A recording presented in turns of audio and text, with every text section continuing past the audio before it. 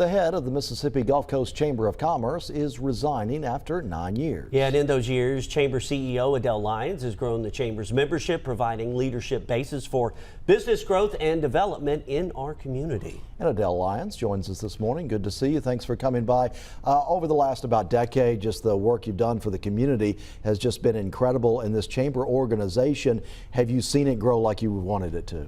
Absolutely, and that's part of why I decided to step aside. I set some goals when I started in December of 2016, and we've met those goals, exceeded some of those goals. Some things we didn't even know were on the table, we've accomplished. But we've seen big growth in the Chamber from about 850 members. We're over 1,000, getting close to 1,000, about 1,100, getting close to that. We've seen the attendance at our events grow over the years. We used to be thrilled to have 500 people at our annual meeting, which is nothing, stuff about, but we're now seeing over 650 people attend those events. The accreditation process is a biggie for us that we're real proud of. And you were just saying there's stuff just about every week of every year.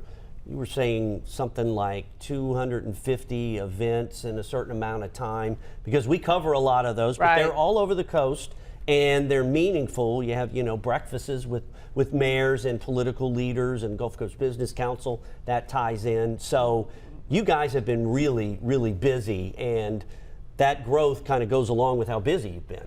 Yeah, we have an average of about 250 to 270 events a year. So that's put me at 2,500, yeah. A little over that, and that's everything from these morning events you mentioned. We have chamber tables, we have big events like our annual meeting, like State of the County, the One Coast Awards that are 500 and 600 people attending those events. So it's a lot. The Chamber always has a lot going on, as it should. There's a big business community here, so they should have lots of events, lots of activities, lots of networking. That's really the job of the Chamber. So many events, that certainly keeps you busy. Mm-hmm. So overall big picture, when we're talking about the Chamber here on the coast, why do you feel like it is important to the community to be successful?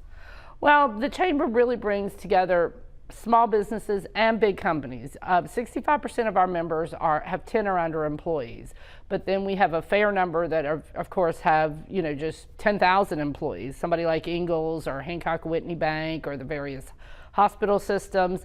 And so the Chamber is a way for them to all come together, either through working together on events or activities, serving as board members, and it's the connection.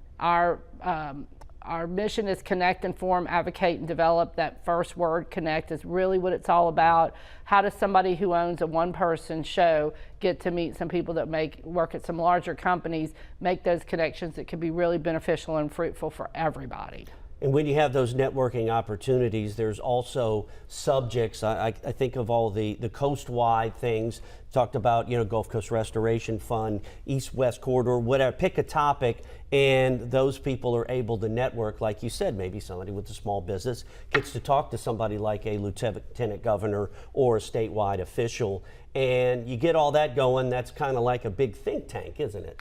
Yeah, so that's where the Chamber, we can give a call to the lieutenant governor, to the governor, to congressional leaders, and have an event to bring them in where the whole community can come together and hear from them, hear what's going on. Here's the update. We have, coming up in a couple of weeks, we have John Nass from the port giving an update what's happening. We recently had Clay Williams.